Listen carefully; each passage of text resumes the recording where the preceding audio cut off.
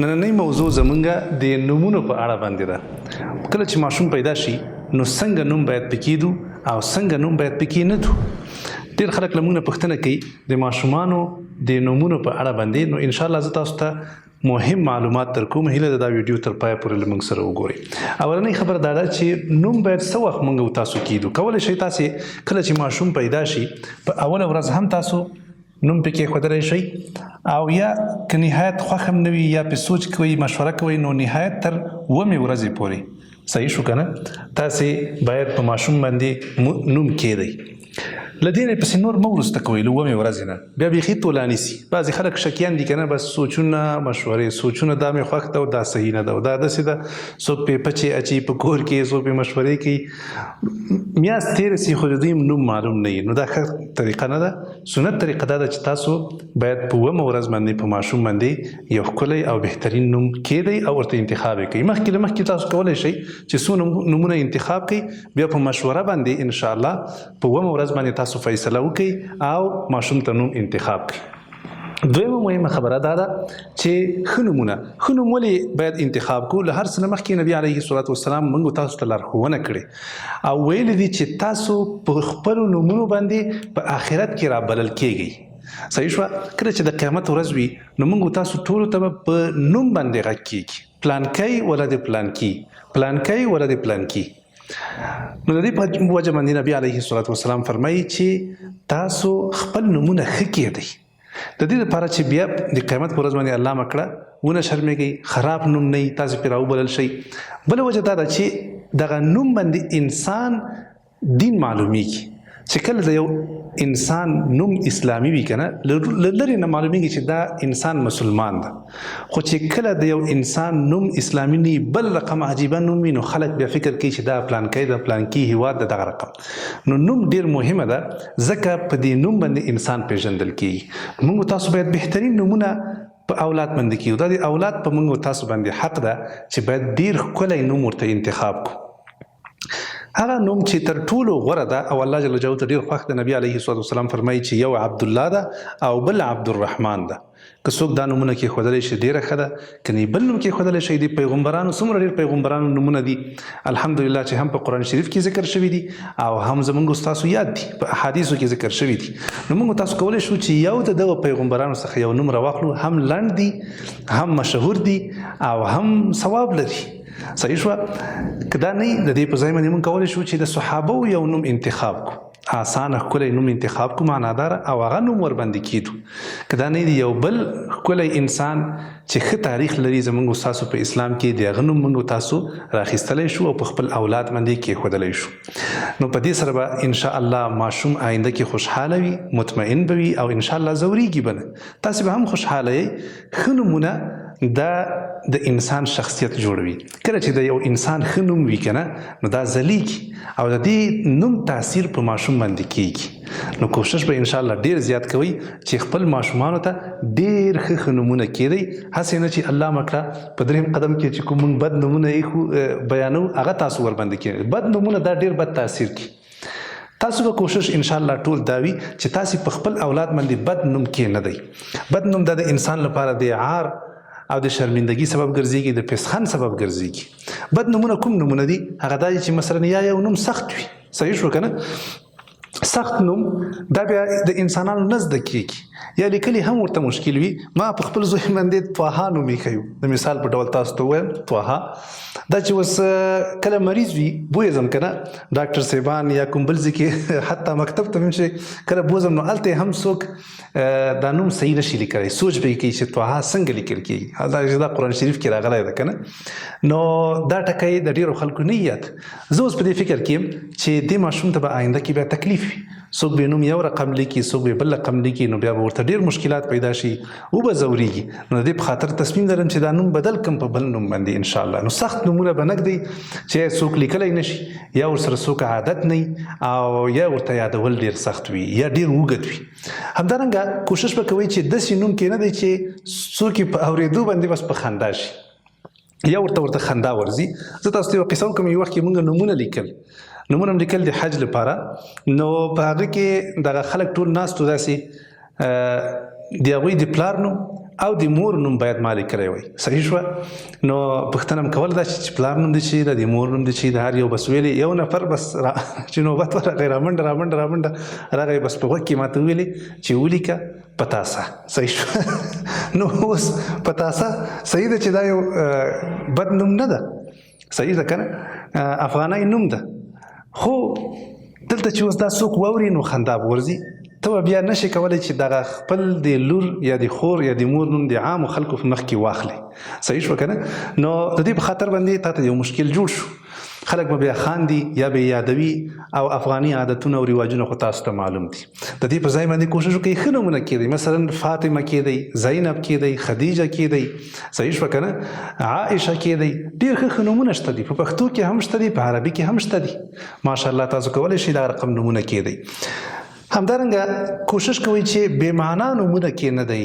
ډېر خلک دي متاسفانه موږ ته ووایي ما په خپلې لورکۍ باندې دا نوم ایښی دی، زه اوس خلک وایي چې دا نوم غلط ده. نو زه څه وکړم؟ دا نوم صحیح ده که غلط ده؟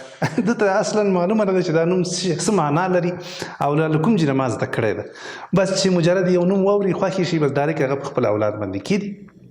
نو دا صحیح کار نه ده. لږ کوشش کوئ چې معنا پوښتنې وکړئ چې د دې معنا صحیح ده او که نه. که معنا یې غلطه وي دا نوم مه پرېږدئ.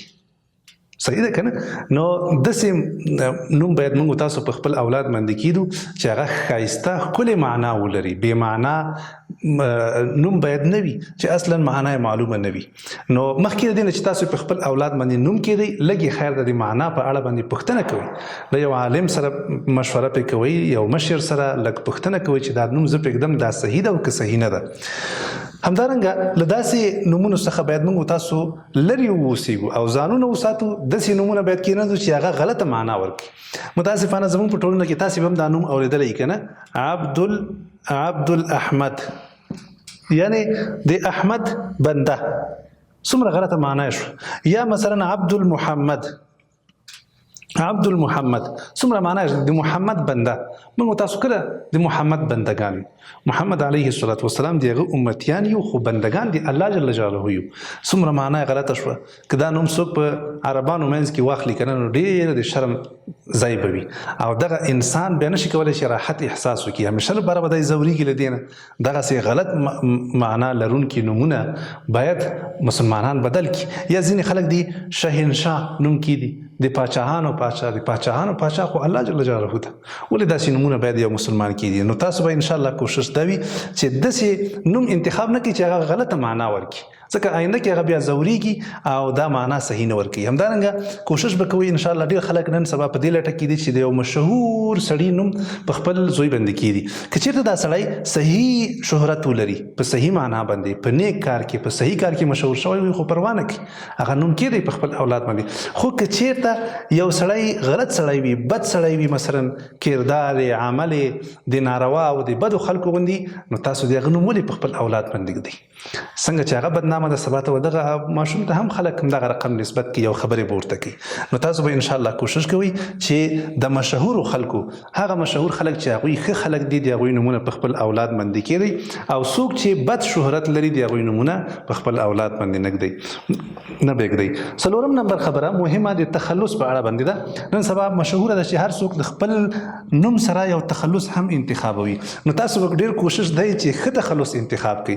زه ډېر زیات تاسف کوم کله ناکله چې انسان دغه رقم تخلصونه ویني که نه، او اوري یو نفر ویني چې هغه ځان ته نوم یې ښایي د ستومان، ستړی ستومان. صحیح ده؟ نو دا څومره بده خبره چې ته اورې، یعنې ته صحیح ده چې ستومانه به موږ هم ستومانه یو، خو داسې نه چې بس غلط نوم موږ تاسو په ځان باندې کېدو. ستومان یم، ستړی یم، خلکو ته ښکاره کړو چې یاره زه خو بالفعل ستومانه یم. نه، انشاءالله الله جل جلاله مسلمان پیدا کړی، شکر وباسه، ستوماني به دې انشاءالله ختمه شي. ته په زور ځان باندې ستومان نو موږ د همیشه لپاره بس ذهني لحاظه به ستومان، او دا به درته در یادېږي دا معنا. همدارنګه ځینې خلک ځان ته هجران نوم ږدي. صحیح شوه؟ یا مسافر، ډېر خلک د مسافر دي. صحیح ده چې ته مسافر یې، الله دې مسافري ختمه کړه. کوشش وکړه چې مسافري دې ختمه شي، خو مطلب دا نه شو چې ته بس ځان ته مسافر نوم کړې. همیشه مسافري موږ ورته دعا کوو چې الله دې مسافري ختمه شي، خو د دې معنا دا نه ده چې بس ته نور خلک هم دې ته متوجه کړي چې یعنې زه خو دا رقم یم چې کور مې نشته یا بس بې کوره یم او د تل لپاره مسافر یم. نه یعنې خلکو ته باید داسې فکر ورنه کړو چې هغوی په دغه هغه باندې لږ داسې خفه غوندې شي. نه داسې یو نوم باید موږ چا ته وروښیو خپل تخلص چې هغه باندې خلک خوشحاله شي، لکه بریالی، ننګیالی، غیرت، خوشحال، همت، څومره ښه نومونه دي. عابد، صحیح شوه، خادم، دومره ښه نومونه ماشاءالله موږ تاسو لرو او دغه باوجود هم خلک دغه رقم بیا نومونه. یا مثلا یو نفر د جنګیالی، څه کوي دی الله بنده ټول عمر جنګونه کوي، ګناهګار، څوک بې ګناه دي؟ یوازې پیغمبران چې دي معصوم دي، ګناهونه نه دي کړي. موږ تاسو ټول ګناهګار یو، زه هم ګناهګار یم. خو د دې معنا د خدا نه شو چې خلکو ته موږ ځان معرفي کړو چې ګناهګار یم او ګناهګار یم. یو په روایتونو کې راځي یوه ماشومه د هغې نوم وایي عاصیه وه، یعنې ګناهګاره. نبي علیه الصلاة والسلام ورته وویلې وایي ته خو ښایسته یې، جمیله نوم یې پرې کېښود. جمیله څومره ښه نوم ده. نبي علیه السلام دا نوم پرې کېښود، دا نوم یې بدل کړي. یعنې دا غلط نوم چې ښه معنا نه ورکوي یا تخلص، دا باید موږ تاسو ځان سره کېنږدو. ټول خلک ګناهګار دي خو موږ تاسو به اعلانونه نه کوو. ارماني، څوک ارمان نه لري او د چا ارمانونه پوره شوي په دې دنیا کې. نو څه ضرور ده چې اوس خلکو ته وایي زه ارماني یم او ارمانجن یم او صحیح شوه. یا بعضې خلک دي غمزده، څومره بد نوم ده. جګرخون، د هر چا څه ناڅه ستونزې وي او څه ناڅه خفګانونه وي. خو دا مطلب دا نه ده چې داسې یو نوم ځان ته څوک کړي چې د همغه له وجې نه بیا په آینده کې وځورېږي، بیا خفه شي، جګرخون یم او غمجن یم او جګرخون یم او دا یم او نه ښه نوم ځان ته کېدی د الله بنده، خوشحال د دې په ځای باندې نوم کېدی. یا تنها، چې تنها یې خو ځان له تنهایي نه وباسه که نه، کورنۍ کې واوسېږه، واده وکړه، صحیح شوه که نه. نو ځان لپاره دغه رقم نومونه کېښودل دا مناسب نه دي، یا تخلصونه کېښودل دا مناسب نه دي. انشاءالله ښه نومونه انتخاب کړئ. کله چې تاسو یو نوم انتخاب کړئ فیصله مو پرې وشوه، خیر د هغه معنا په اړه باندې یو چا سره مشوره وکړئ، یو پوه انسان سره، باسواده انسان سره. په دې کې عیب نشته ده، ځکه دا مسله څه د یوې ورځې مسله نه ده که نه. یو ورځ چې نوم کېښود او غلط نوم و، آینده کې بیا بدلول هم یوه لانجه یو ستونزه، صحیح شوه، بیا ډېر جنجالونو سره انسان مخامخ کېږي. نو کوشش انشاءالله دا وکړئ چې اول نه یو څه مشوره وکړئ، یو نفر سره، دوه نفرو سره چې درته ویلې صحیح ده، بس بالکل هغه نوم کېدی.